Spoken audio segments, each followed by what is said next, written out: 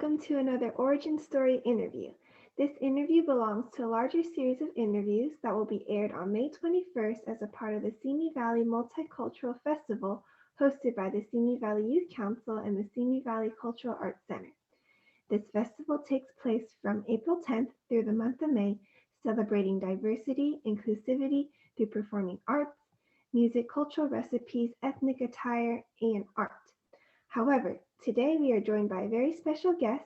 Please give a warm welcome to Dr. Joe from Simi Valley High School. Dr. Joe, would you like to give us a little introduction about yourself? Sure. Hi, Ashlyn. Thank you for having me. I have been teaching in Simi Valley High School for over 10 years. I teach the subject of science, such as physics, or science, and chemistry. As you guys can tell, I am a first generation immigrant. I come from mainland China about 30 years ago. Thank you so much. So to start off today's event, our first question is, what is your cultural heritage or heritage? Okay. I come from China, mainland China. So yeah, I would say that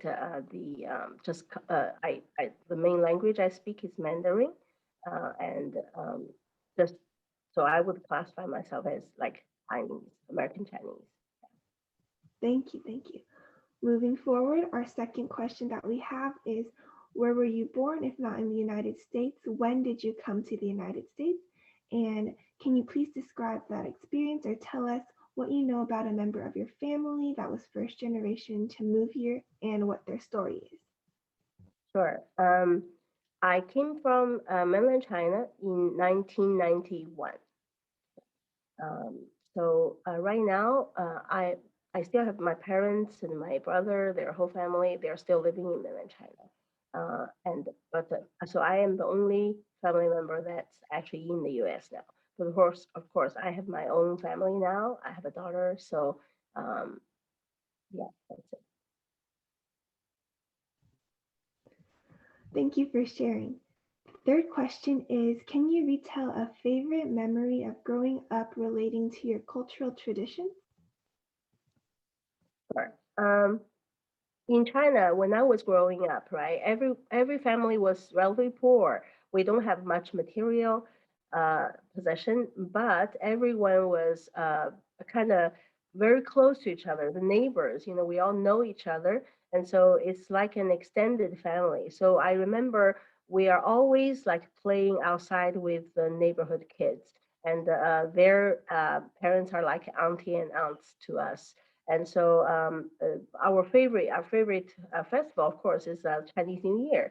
And so because with very limited material possession, that's like the only time in a year where the kids get to wear new clothes and eat candies and maybe and also having a break from school. So that's just we would have firecrackers, and like fireworks.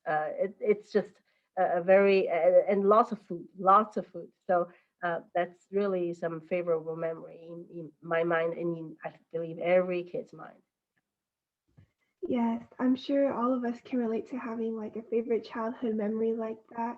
And it definitely highlights like the important aspects of one's culture. Um, the next question is, have you ever encountered a negative experience like racism or discrimination because of your background? And if so, how did you get through the situation? And do you have any recommendations for others who have may endured similar experiences? I would count myself very fortunate that I actually have not. I don't think I have encountered anything very negative. For example, ever since I came into this country, right, I came as a college student, and then within 2 years I moved on to graduate school. So I was in school for a very long period of time. And in college and in graduate school, as you guys may know, that nowadays there are so many international students and international faculties, right? So therefore, I really do not. It's a very multicultural environment, for me. It has always been, even though I took school in Midwest, but the college towns have been very multicultural oriented. Afterwards, we moved to California. Of course, I think California again is a very multicultural, melting pot. So I do not think I cannot recall any like specific discriminatory event against like my origin or my race. Even though sometimes, I do encounter people would try to correct my English pronunciation, but I take it very well intended. They are trying to help me to improve my this is my not my first language. So therefore, I would really appreciate that. Usually, I don't take it as a negative event. Yeah. So for people, so I think unfortunately I do hear, from time to time I do hear um, the negative events happening to like people I know, okay, or my like Oriental friends. For example, because I think the latest episode is about COVID-19. I understand that the it's originated from China and from Wuhan. I totally agree with that. So, but still, because of that, I think there are people who's kind of hostile to Asian or Chinese people particularly. I heard episodes like that, but I try to tell my friends that if people are saying mean things to us because of this, right? We need to be strong. So what I mean is we can just take a moment and talk with them, try to reason with them. Uh, I'm very sorry about what's happening. This is happening in the whole world. It's not just happening in the U.S. Everyone is suffering, right? Including Chinese people, American people. So we're very sorry about what happens. But that just it's a very unfortunate event, and it did originate from China.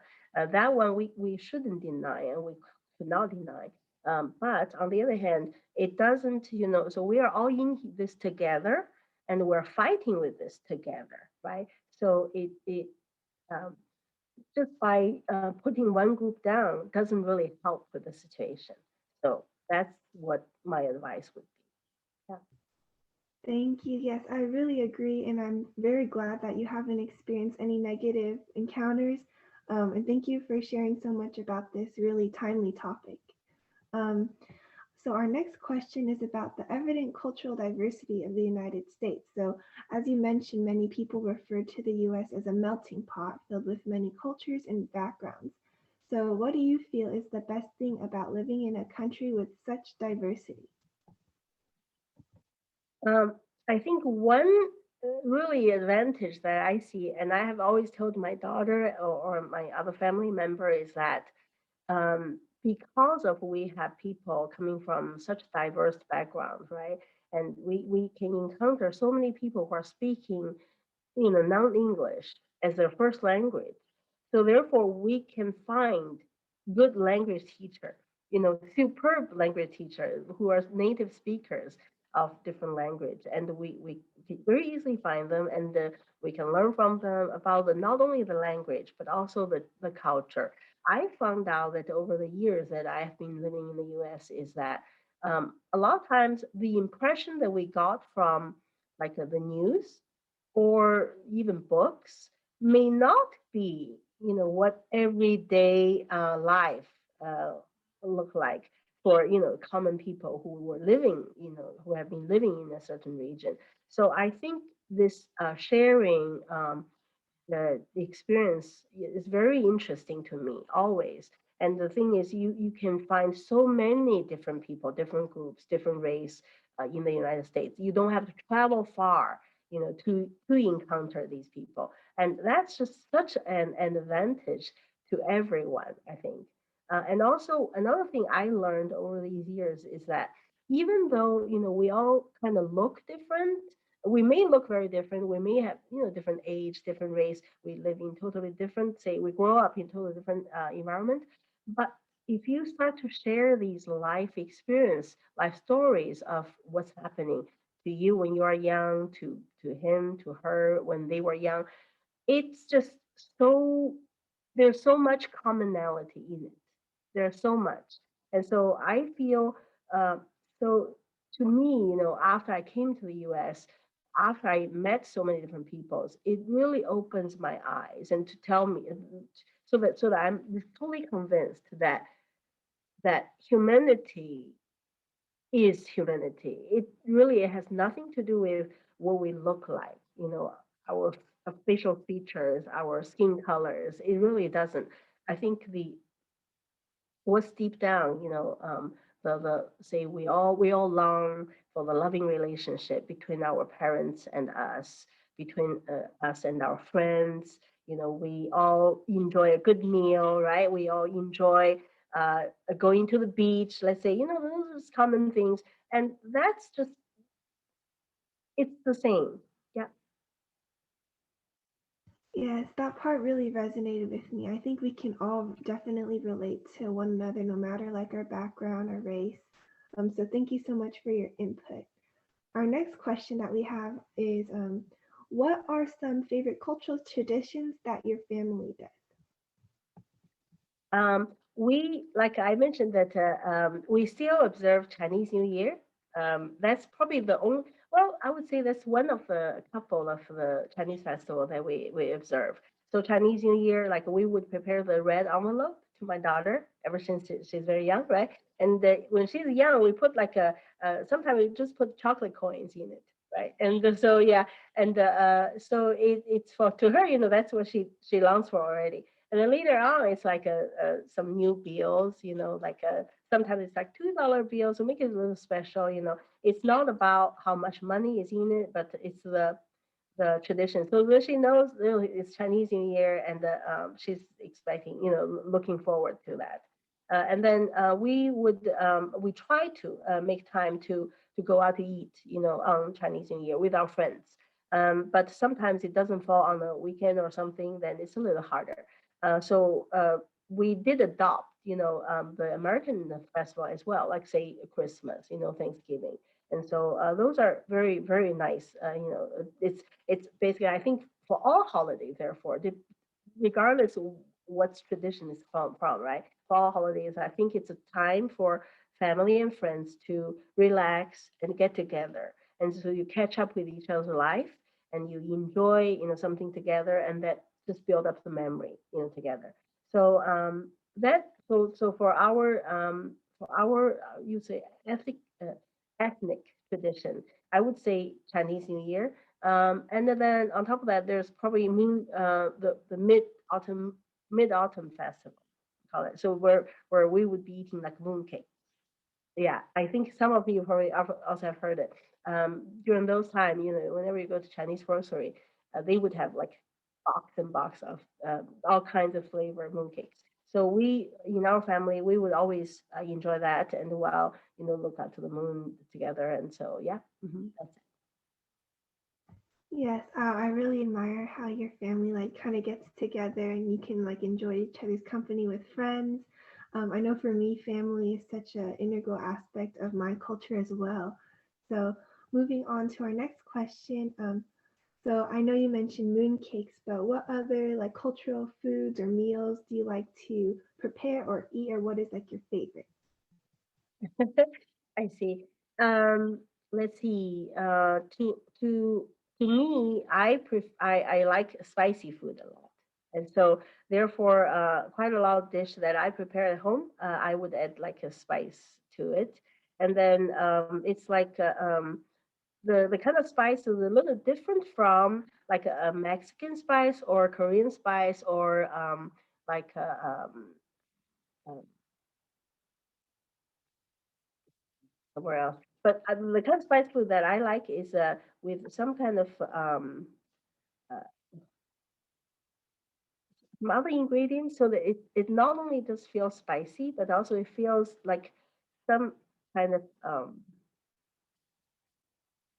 oh, I don't know how to describe it, but yeah, it's hard, but it's yeah, it's very rich in flavor. So not only just spice, maybe a little sour and a little bit um, uh, yeah, I don't even know how to describe the sensation. So yeah, so that is what I usually cook, and I think my daughter, when she was young, she doesn't really appreciate that. She likes to eat, like a hamburger and a pizza. And I think as she grows, older and older, actually she starts to appreciate that and like that. So we cook a lot more, yeah. So at home, and usually, for me, it has always been like that. I try to cook like at least 4 times a week, I think. Yeah, so 4 days a week. So yeah, we would eat like a Chinese meal at home. Yeah. Thank you. Yeah, I think I can really relate to your daughter. Yeah, food is definitely a language of love and really allows family and culture to come together. So our next question is, which traditions do you hope to pass down to your children and grandchildren? Mm, let's see. I think, um, honestly speaking, my daughter, we still, we sent her to Chinese school when she's very young, so she's able to speak Mandarin quite fluently. Even though he could not really write much and read much, but he could speak, and she could speak, and she could probably understand, a lot. So that she's it's easy for her to communicate with my parents, right, at home. But on the other hand, I do see that it's going to be difficult even to carry on the language heritage. By the time she starts a family, I'm not even sure whether her children would actually be able to speak or understand any language. So that's one big issue. Um, I think just it's for practical purpose. I hope they do. I hope they do. Probably I will offer, even to teach the kids, but I don't know how much they actually will be able to educate.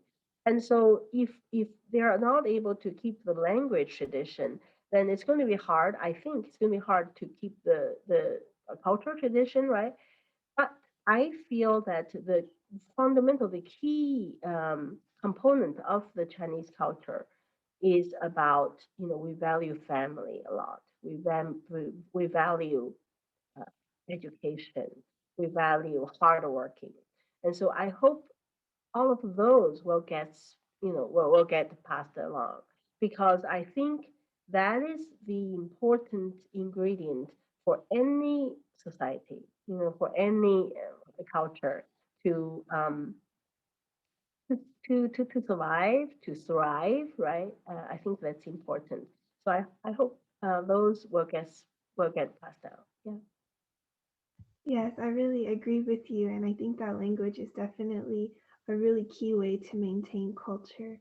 So to kind of end off today, our final question is, what words of wisdom would you want to tell future generations? Um,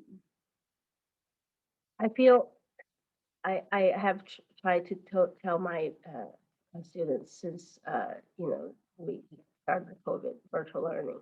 I don't get to see them, but just even when we meet online, right? I've been trying to tell them that um, I, as a first generation immigrant, I made the choice to stay in this country, because I could go back to China, right? So I made the choice, and I along the way I did make sacrifice. For example, so my family, my parents, my brother's family, they're all still in mainland China. So which means it's not easy for us to meet again. We communicate through internet a lot, but not in person often enough as I would like to. So we do make sacrifice. So then why do I make this choice, right?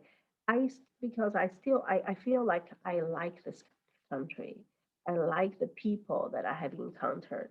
I like the system that they have, the relationship between colleagues, between this professional relationship, the relationship between friends and friends through church, through community. Okay, I really like, what I see here, what I encounter here. So that's why we made the choice to stay here. And I think the cultural melting point is such a great experience for me. And as we talked, earlier, that I think it's just it makes life in the U.S. very interesting. In itself, it's very interesting. And so I hope we will always be like that, so that we are able to, more and more we value each other as just a human being. We see each other beyond what their face look like, what their skin look like. And so I hope it will be it, it will be like this, and it will be, you know always, and even better, in the future. I hope the younger generation will have better experience than us, and then we'll keep this tradition, and this great tradition, right, about melting pot, about we learn from each other, we improve, because of uh, our encounter with other people from different backgrounds. We are going to become better. All of us will become better. I hope it will always be like that. Yeah. Thank you. Thank you for sharing even about like some of the sacrifices that you had to make. Um, Thank you so much today, Dr. Joe, for joining us in this origin story interview. I'm sure all of us have learned more about the Chinese culture and are now encouraged to maintain our own cultures, whether it be through picking up traditional recipes or just spending time with family. Please do not forget to check out our other origin story interviews. And thank you, Dr. Joe, once again for taking time out of your busy schedule to provide such invaluable responses. Thank Thank you, you for having everyone. me. Yeah. Yes, thank you. Thank you. Bye bye. Thank you, everyone.